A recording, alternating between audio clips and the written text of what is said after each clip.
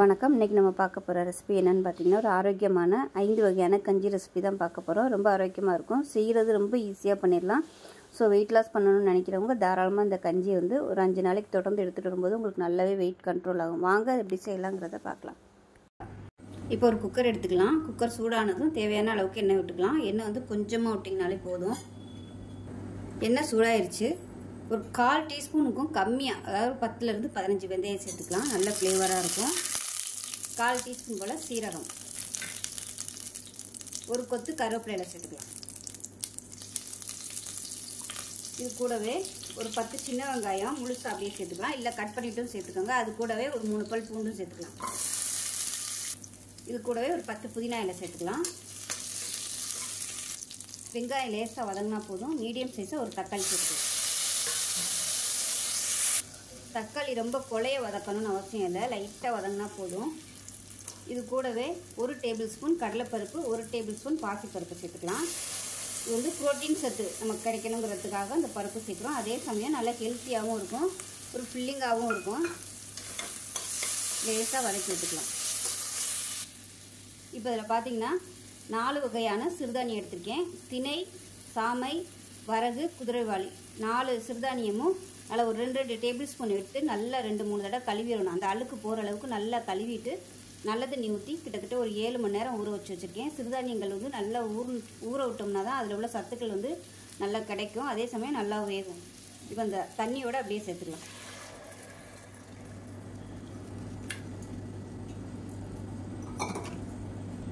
இப்போ தண்ணி சேர்த்துக்கலாம். 1 பங்குக்கு 6 பங்கு தண்ணி சேர்த்துக்கலாம். நம்ம கஞ்சியாக வைக்க போகிறோம், அதனால் தண்ணியாக இருந்தால் தான் நல்லாயிருக்கும். அதனால் 1 பங்குக்கு 6 பங்கு தண்ணி.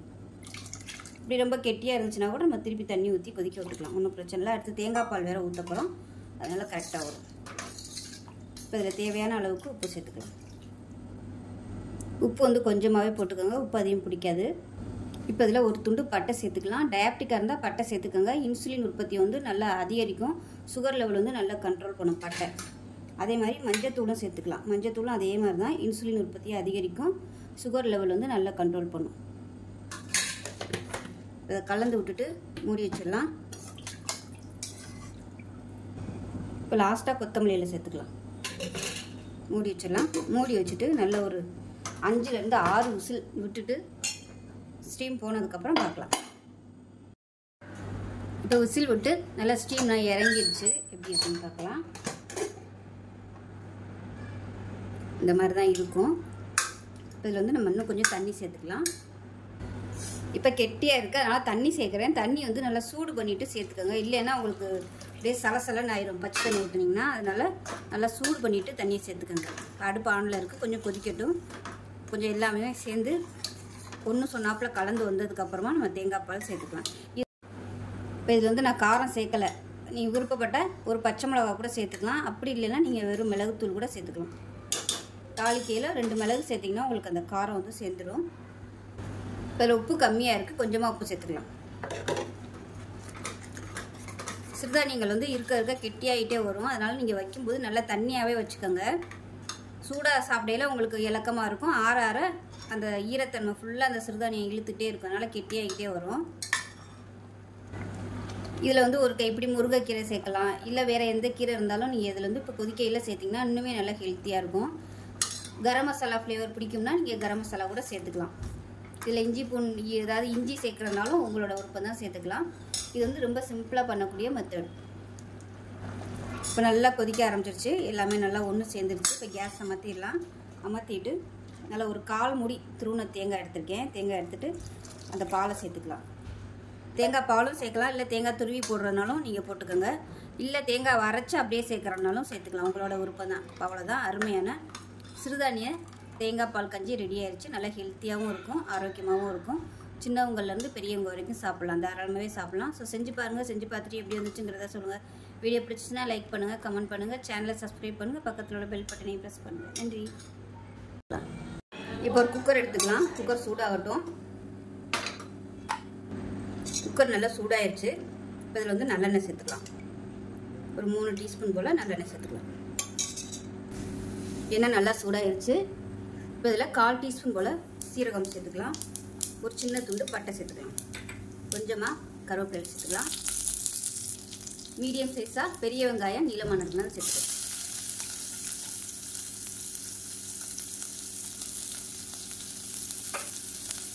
நல்லா வதக்கி விட்டுக்கலாம். இது கூடவே 1/4 டீஸ்பூன் போல் இஞ்சி பூண்டு பேஸ்ட்டை சேர்த்துக்கலாம்.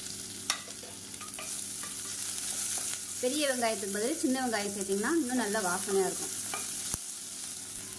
இப்போ இதில் மீடியம் சைஸாக ஒரு தக்காளியில் பாதி சேர்த்துக்கலாம். இப்போ இதில் 1 டேபிள் ஸ்பூன் துவரம்பருப்பு, 1 டேபிள் ஸ்பூன் கடலைப்பருப்பு நல்லா கழுவிட்டு 1/4 மணி நேரம் ஊற வச்சு வச்சுருக்கேன். அதை சேர்த்துருக்கேன். சேர்த்த வீடியோ வந்து மிஸ் ஆயிடுச்சு. ஒரு 2 மணி நேரமாக ஊற வச்சு வச்சுருக்கேன். ஒரு 50 கிராம் அளவுக்கு திணை நல்லா 4-5 தடவை கழுவிட்டு நல்லா ஊற வச்சு வச்சுருக்கிறேன். இப்போ இது கூடவே ஒரு கைப்பிடி அளவுக்கு முருங்கைக்கீரை சேர்த்துக்கலாம். முருங்கைக்கீரை சேர்த்திங்கன்னா இன்னும் நல்லா ஹெல்த்தியாக இருக்கும். இது வந்து ஆப்ஷனல் தான். வேறு எந்த கீரை கிடைக்கிறதுனாலும் கிடைச்சிச்சுனாலும் நீங்கள் இதை வந்து சேர்த்துக்கலாம். இந்த கீரை தான் சேர்க்கணும்னு அவசியம் இல்லை. ஒரு 2 நிமிஷம் அதை வதக்கி விட்டுக்கலாம். இப்போ இது கூடவே ஊற வச்ச திண்ணையும் நம்ம சேர்த்துக்கலாம். இது கூடவே தண்ணி சேர்த்துக்கலாம். ஒரு பங்குக்கு நல்லா ஒரு 5 பங்கு தண்ணி சேர்த்துக்கலாம். சேர்த்துட்டு நல்லா கலந்து விட்டுக்கலாம்.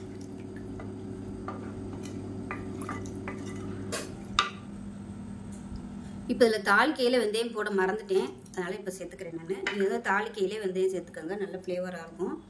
இது கொதிக்கையிலே கொஞ்சமாக கரம் மசாலா சேர்த்துக்கலாம்.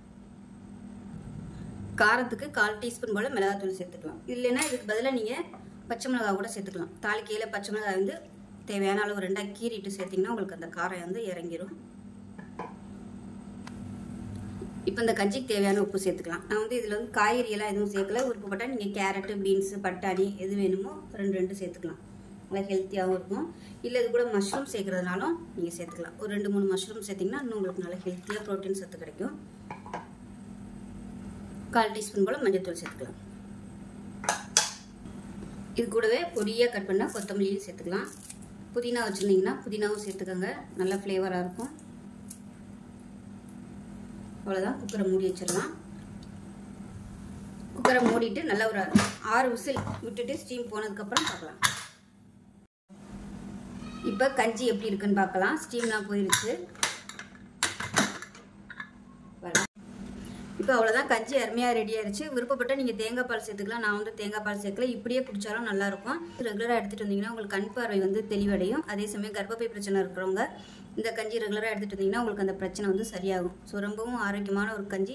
செஞ்சு பாருங்கள். செஞ்சு பார்த்துட்டு எப்படி வந்துச்சுங்கிறத சொல்லுங்கள். வீடியோ பிடிச்சிச்சுன்னா லைக் பண்ணுங்கள், கமெண்ட் பண்ணுங்கள், சேனலை சப்ஸ்கிரைப் பண்ணுங்கள், பக்கத்தில் உள்ள பெல் பட்டனையும் ப்ரெஸ் பண்ணுங்கள். நன்றி. இப்போ 100 கிராம் அளவுக்கு பார்லி அரிசி எடுத்திருக்கேன். நல்லா 4-5 தடவை கழுவிடணும். அதிலேருந்து மாவு மாதிரி வந்துகிட்டே இருக்கும். அதனால் அது போகிற அளவுக்கு நல்லா கழுவிட்டு தண்ணியை வடியை விட்டுட்டு இந்த மாதிரி காய விட்டு எடுத்து வச்சுருக்கேன். அதாவது ரொம்பலாம் காயலை, ஓரளவுக்கு ஈரம் வந்து போயிருச்சு. இப்போ இதை வந்து ஒரு பேனில் சேர்த்து நல்லா வறுத்தெடுத்துக்கலாம். வாசனை வரும், அந்தளவுக்கு வறுத்தெடுத்துக்கலாம். வறுத்துட்டோம்னா பிசுபிசுப்பு இருக்காது. இல்லைன்னா நம்ம சாப்பிடையில ஒரு மாதிரி வலுவழுப்பு தன்மை வந்து அதிகமாக இருக்கும். அதுக்காக இந்த மாதிரி நம்ம வறுத்தெடுத்துக்கலாம். இப்போ நல்லா வறுத்தாச்சு. நல்லா அதில் வந்து வாசனை வருது. இப்போ வந்து கேஸ் அமர்த்திடலாம். அமர்த்திட்டு ஆறுனதுக்கப்புறம் மிக்ஸி ஜாரில் போட்டு நல்லா நைஸாக அரைச்சிட்டு பார்க்கலாம். இப்போ பார்த்திங்கன்னா அரைச்ச பொடி ரெடியாக இருக்குது. இப்போ வந்து அரைச்ச பொடியிலேருந்து ஒரு 1/2 டம்ளர் அளவுக்கு எடுத்துக்கலாம். ஏதாவது ஒரு மெஷரிங் கப் வந்து கரெக்டாக எடுத்துக்கோங்க. நான் வந்து இந்த டம்ளரில் ஒரு 1/2 டம்ளருக்கு வந்து சேர்த்துக்கிறேன். இப்போ 1/2 டம்ளர் அரிசி எடுத்ததுக்கு 1.5 டம்ளர் தண்ணி சேர்த்துக்கலாம். அதாவது ஒரு பங்கு அரிசி எடுத்தோம்னா 1.5 டம்ளர் தண்ணி வந்து சேர்த்துக்கலாம். ஏன்னா அடுத்து வந்து நம்ம சுகர் சேர்க்க போகிறோம். அதனால் தண்ணி ரொம்ப ஊற்றிட வேணாம். இப்போ கேஸ் ஆன் பண்ணிக்கலாம். இது வந்து நீங்கள் கொஞ்சமாக பண்ணுறதா இருந்தால் மிக்சியில் அப்பப்போ போட்டுக்கலாம். கொஞ்சம் கூட செய்கிறதா இருந்துச்சுன்னா நீங்கள் மிஷினில் கூட நீங்கள் போட்டு அரைச்சிக்கலாம். இந்த பிளெயினை அரைச்சி வச்சுக்கிறோம்னா இதில் வந்து ஸ்வீட்டும் பண்ணிக்கலாம், மோர் கலந்து நம்ம குடிச்சிக்கலாம். ஒருவேளை உங்களுக்கு இனிப்பு மட்டும்தான் பண்ண போகிறீங்க, மோர் கலந்து சாப்பிட்றது பிடிக்காது அப்படின்னு நினச்சிங்கன்னா இந்த வறுத்த பொடியிலே ஏலக்காயும் சுக்கும் சேர்த்து அரைச்சிட்டிங்கன்னா உங்களுக்கு நல்லாயிருக்கும். இப்போ இது வந்து கொதிக்க ஆரம்பிக்கட்டும். இப்போ அரிசி நல்லா வெந்துருச்சு. கஞ்சி பார்த்திங்கன்னா நல்லா பளபளன்னு வந்துருச்சு பாருங்கள். இந்த ஸ்டேஜில் எந்த டம்ளரில் எடுத்தோமோ அதே டம்ளரில் ஒரு 1/4 டம்ளர் அளவுக்கு சர்க்கரை சேர்த்துக்கலாம். சர்க்கரை வந்து உங்களோட விருப்பம் தான். விருப்பத்துக்கு தகுந்த மாதிரி நீங்கள் கூடவோ குறைச்சோ சேர்த்துக்கலாம். இது வந்து சுத்தமான ஆர்கானிக் சர்க்கரை தான். அதனால் நான் அப்படியே சேர்த்துட்டேன். ஒருவேளை உங்கள்கிட்ட வந்து வெல்லம் அந்த மாதிரி இருந்துச்சுன்னா கொஞ்சமாக தண்ணி ஊற்றி கரைச்சிட்டு வடிகட்டிட்டு சேர்த்துக்கோங்க. ஊற்றையில் தண்ணி வந்து ரொம்ப ஊற்றிட வேணாம். இது வந்து சிம்மரில் அப்படியே கொதிக்கட்டும். இப்போ இதில் ஏலக்காயும் சுக்கும் தட்டி வச்சுருக்கேன், அதை சேர்த்துக்கலாம். சேர்த்துட்டு கலந்து விட்டுறலாம். இது இனிப்புங்கிறதுனால ஒரு சிட்டிகை அளவுக்கு உப்பு சேர்த்துக்கலாம், ரொம்ப சேர்த்துற வேணாம். இந்த இனிப்பு வந்து பேலன்ஸ் பண்ணுறதுக்காக. இதில் விருப்பப்பட்டால் நீங்கள் முந்திரி பருப்பு சேர்த்துக்கலாம், வறுத்த முந்திரி பருப்பு கூட சேர்த்துக்கலாம், பாதாம் முந்திரி பருப்பு எல்லாமே சேர்த்துக்கலாம். அவ்வளோதான், இப்போ ரெடி ஆயிடுச்சு. இப்போ அமர்த்திடலாம். அமர்த்திட்டு விருப்பப்பட்டால் நீங்கள் தேங்காய் பால் சேர்க்கலாம். நான் வந்து பேக்கெட் பால் தான் காய வச்சுருக்கேன், இது சூடாக இருக்குது. இப்போ இது ஆறட்டும், ஏன்னா சக்கரை சேர்த்துருக்கனால பால் பிரிஞ்சிடும். அதனால் கொஞ்சம் சூடு குறைஞ்சதுக்கப்புறமா பால் கலந்துக்கலாம். இப்போ பாருங்கள் நல்லா ஆறிடுச்சு கொஞ்சம் சூடு. இப்போ வந்து 1/4 டம்ளர் அளவுக்கு காய்ச்சி ஆற வச்ச பாலை சேர்த்துக்கலாம். கேஸ் வந்து நான் ஆன் பண்ணலை, அந்த சூட்லேயே வந்து வெந்துடும். ஏன்னா ஏற்கனவே காய்ச்சின பால் தான் எல்லாமே நல்லா வெந்துருச்சு. பாருங்கள் பார்க்கையிலே சூப்பராக இருக்குது, பாருங்கள் பாயசம் மாதிரி இருக்குது. அவ்வளோதான், அருமையான பார்லி இனிப்பு கஞ்சி ரெடி ஆயிடுச்சு. டேஸ்ட்டு சூப்பராக இருக்கும். ஒரு தடவை இது மாதிரி செஞ்சு பாருங்கள், உடம்புக்கு ரொம்ப ஆரோக்கியமாக இருக்கும். சின்ன பசங்கள்லாம் வந்து வெயிட் குறைக்கணும்னு நினச்சிங்களா, இந்த மாதிரி காலையில் வெறும் வயிற்றில் கொடுக்கும்போது அவங்களுக்கு வந்து நல்லாயிருக்கும். இனிப்பாக இருக்கிறதுனால சாப்பிடுவாங்க, வெயிட்டும் நல்லா குறையும். கால் வீக்கம் கை வீக்கம் அந்த மாதிரி இருக்கிறவங்க இந்த பார்லி கஞ்சி வந்து செஞ்சு சாப்பிட்டு பாருங்கள். அருமையான பார்லி இனிப்பு கஞ்சி ரெடி ஆயிடுச்சு. ரொம்ப ஆரோக்கியமான ஒரு ரெசிபி. செஞ்சு பாருங்கள், செஞ்சு பார்த்துட்டு எப்படி வந்துச்சுங்கிறத சொல்லுங்கள். வீடியோ பிடிச்சிச்சுன்னா லைக் பண்ணுங்கள், கமெண்ட் பண்ணுங்கள், சேனலை சப்ஸ்கிரைப் பண்ணுங்கள், பக்கத்தில் உள்ள பெல் பட்டனையும் ப்ரெஸ் பண்ணுங்கள். நன்றி. ஸோ வாங்க அதை எப்படி செய்யலாங்கிறத பார்க்கலாம். இப்போ 100 கிராம் அளவுக்கு பார்லி அரிசி எடுத்திருக்கேன். நல்லா 4-5 தடவை கழுவிடணும். அதில் இருந்து மாவு மாதிரி வந்துகிட்டே இருக்கும். அதனால் அது போகிற அளவுக்கு நல்லா கழுவிட்டு தண்ணியை வடியை விட்டுட்டு இந்த மாதிரி காய விட்டு எடுத்து வச்சுருக்கேன். அதாவது ரொம்பலாம் காயலை, ஓரளவுக்கு ஈரம் வந்து போயிருச்சு. இப்போ அதை வந்து ஒரு பேனில் சேர்த்து நல்லா வறுத்தெடுத்துக்கலாம். வாசனை வரும் அந்தளவுக்கு வறுத்தெடுத்துக்கலாம். வறுத்துட்டோம்னா பிசு பிசுப்பு இருக்காது. இல்லைன்னா நம்ம சாப்பிடையில் ஒரு மாதிரி வலுவழுப்பு தன்மை வந்து அதிகமாக இருக்கும். அதுக்காக இந்த மாதிரி நம்ம வறுத்தெடுத்துக்கலாம். இப்போ நல்லா வறுத்தாச்சு, நல்லா அதுலேருந்து வாசனை வருது. இப்போ வந்து கேஸ் அமர்த்திடலாம். அமர்த்திட்டு ஆறுனதுக்கப்புறம் மிக்ஸி ஜாரில் போட்டு நல்லா நைஸாக அரைச்சிட்டு பார்க்கலாம். இப்போ பார்த்திங்கன்னா அரைச்ச பொடி ரெடியாக இருக்குது. இப்போ அரைச்ச பொடியிலேருந்து 1/2 டம்ளர் அளவுக்கு எடுத்துக்கலாம். ஏதாவது ஒரு மெஷரிங் கப் வந்து எடுத்துக்காங்க. இது வந்து இந்த அளவு எடுத்திங்கன்னா ஒரு 2 தடவை குடிக்கிறதுக்கு கரெக்டாக வரும். இப்போ அதை சேர்த்துக்கலாம். இப்போ எந்த டம்ளரில் எடுத்தோமோ அதே டம்ளரில் 2 கப் அளவுக்கு தண்ணி சேர்த்துருக்கேன். 2 டம்ளர் அளவுக்கு சேர்த்துக்கலாம். சேர்த்துட்டு இப்போ வந்து கொதிக்க விட்டுறலாம். இப்போ அதில் ஒரு 4-5 உப்புக்கல் சேர்த்துக்கலாம். இப்போ இது கொதிக்க ஆரம்பிக்கட்டும். எதுக்கும் வந்து ஒரு டம்ளர் வந்து பக்கத்தில் சூடு பண்ணி வச்சுக்கோங்க. ரொம்ப கெட்டியாகிடுச்சுன்னா டக்கு நம்ம இந்த சுடு தண்ணி எடுத்து ஊற்றிக்கலாம். தேவைப்பட்டுச்சுன்னா யூஸ் பண்ணிக்கலாம். ஏன்னா அப்போதைக்கு நம்ம பச்சை தண்ணி ஊற்றினோம்னா டேஸ்ட் வந்து சப்புன்னு ஆகி போயிடும். அதனால் சூடு பண்ணி வச்சுக்கோங்க. இப்போ இந்த மாதிரி நல்லா நுரைச்சி வரையில் அடுப்பு நல்லா குறைச்சி வச்சுக்கோங்க. இப்போ இந்த ஸ்டேஜில் வந்து பார்த்தீங்கனாலே தெரியும் ரொம்ப திக்காக இருக்கா தண்ணியாக இருக்கான்னு. இப்போ இது திக்காக தான் இருக்குது. இன்னும் கொதிக்க கொதிக்க திக்காகிட்டே வரும். அதனால் கொஞ்சம் தண்ணி சேர்த்துக்கலாம், சுடு தண்ணி. இப்போ எந்த அளவுக்கு வேணுமோ அதுக்கு தகுந்த மாதிரி சேர்த்துக்கோங்க. நான் ஒரு 1/4 டம்ளர் அளவுக்கு தண்ணி ஊற்றிருக்கேன். இப்போ அப்படியே மீடியமான ஃப்ளேமில் கொதிக்கட்டும். இதுக்கு வந்து இப்போ நம்ம ஒரு மசாலா ரெடி பண்ணிக்கலாம். அதாவது தேங்காய். இப்போ ஒரு மிக்ஸி ஜார் எடுத்துக்கலாம். இதில் வந்து ஒரு துண்டு இஞ்சி, ஒரு கொத்து கருவேப்பிலையில் சேர்த்துக்கலாம். ஒரே ஒரு பச்சை மிளகாய், காரம் பிடிக்கும்னா நீங்கள் இன்னும் கூட சேர்த்துக்கலாம். இதே மாதிரி கொஞ்சமாக கொத்தமல்லி இலை. ஃபஸ்ட்டு இதை வந்து நம்ம கோர்ஸாக அரைச்சிட்டு வந்துடலாம். இப்போ இந்த அளவுக்கு நல்லா கோர்ஸாக அரைச்சாச்சு. இப்போ இதில் மெஷரிங் கப்பில் 1/2 கப் அளவுக்கு நல்லா கெட்டியான தயிர் எடுத்துருக்கேன். இப்போ இதையும் சேர்த்து நல்லா அரைச்சிட்டு வந்துடலாம். இப்போ நமக்கு அருமையாக ரெடி ஆயிடுச்சு. இப்போ இந்த சைடு பார்லி வந்து நல்லா வெந்துருச்சு. நல்லா அப்படியே பழப்பழன்னு வந்துருச்சு. பாருங்கள் எந்த அளவுக்கு கெட்டியாக இருக்குன்னு. இப்போ இது வந்து நல்லா ஆறட்டும், மாற்றிடலாம். இது நல்லா ஆறட்டும். ஆறுனதுக்கப்புறம் தான் நம்ம வந்து இந்த மோர் கலந்து, அதாவது தயிர் கலந்து வச்சுருக்கதை சேர்க்கணும். சூடோட சேர்த்தோம்னா தயிர் வந்து திரிஞ்சிடும். அதனால் நல்லா ஆறட்டும். இப்போ நல்லா ஆறிடுச்சு. ஆறவும் நல்லா கெட்டியாகிடுச்சு. கொஞ்சம் தண்ணி ஊற்றி அட்ஜஸ்ட் பண்ணியிருக்கேன்.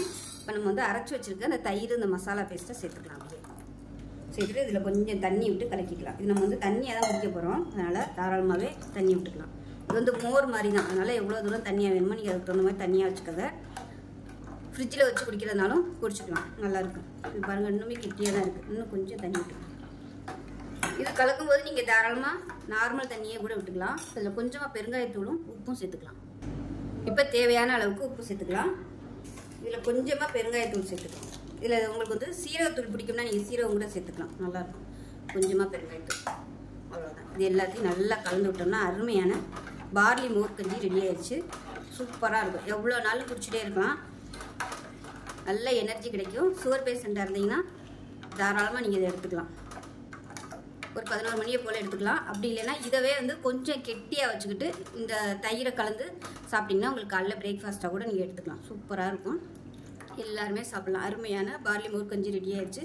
செஞ்சு பாருங்கள், செஞ்சு பார்த்துட்டு எப்படி வந்துச்சுங்கிறத சொல்லுங்கள். வீடியோ பிடிச்சிச்சுன்னா லைக் பண்ணுங்கள், கமெண்ட் பண்ணுங்கள், சேனலை சப்ஸ்கிரைப் பண்ணுங்கள், பக்கத்தில் உள்ள பெல் பட்டனையும் ப்ரெஸ் பண்ணுங்கள். நன்றி. ஸோ வாங்க அந்த அருமையான பார்லி கஞ்சி எப்படி செய்யலாங்கிறத பார்க்கலாம். இப்போ பார்த்தீங்கன்னா 100 கிராம் அளவுக்கு, அதாவது நம்ம சாதாரணமாக டீ குடிக்கிற சின்ன டம்ளரில் 1 டம்ளர் எடுத்திருக்கேன். நல்லா 2-3 தடவை கழுவிட்டேன். அதிலேருந்து அப்படியே வெள்ளை கலரில் வந்துகிட்டே இருக்கும். அதனால் நல்லா 2-3 தடவை கழுவிட்டு ஊரெல்லாம் வைக்க வேணாம். அப்படியே வந்து இந்த மாதிரி ட்ரைனரில் வந்து காய விட்டுட்டிங்கன்னா, ஃபேனுக்கு அடியில் வச்சு இந்த மாதிரி பரப்பி விட்டுட்டு காய விட்டிங்கன்னா உங்களுக்கு அந்த ஈரம் வந்து போயிடும். ஈரத்தன்மை லேசாக இருக்குது, ஆனால் அந்த வெளியில் உள்ள ஈரம் வந்து இல்லை. இப்போ வந்து நல்லா வறுத்துக்கலாம். வறுத்துட்டோம்னா அதில் உள்ள வலுவலுப்பு வந்து குறைஞ்சிடும். நம்ம கஞ்சி சாப்பிடையில நல்லாயிருக்கும். இப்போ வந்து நல்லா வறுத்து எடுத்துக்கலாம்.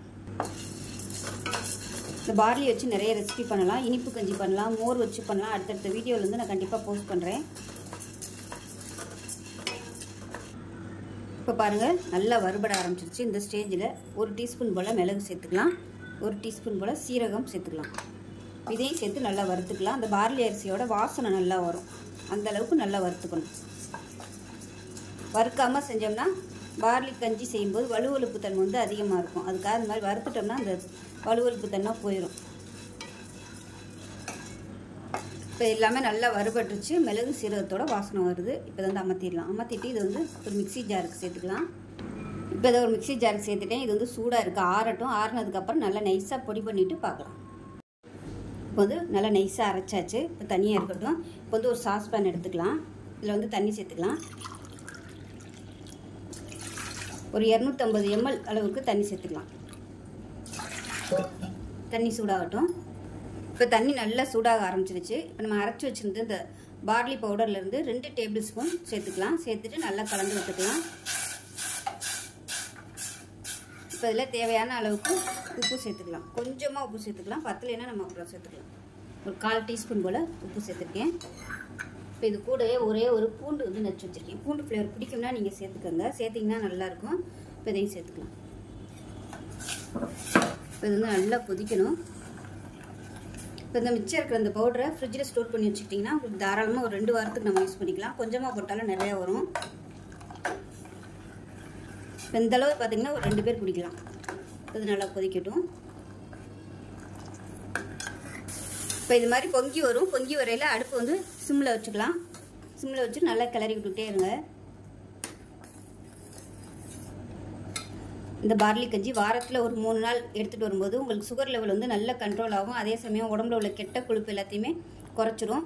தேவையில்லாத நீர் வந்து உடம்புல இருந்துச்சுனாலும் உங்களுக்கு நல்லா இது வெளியேறிடும்.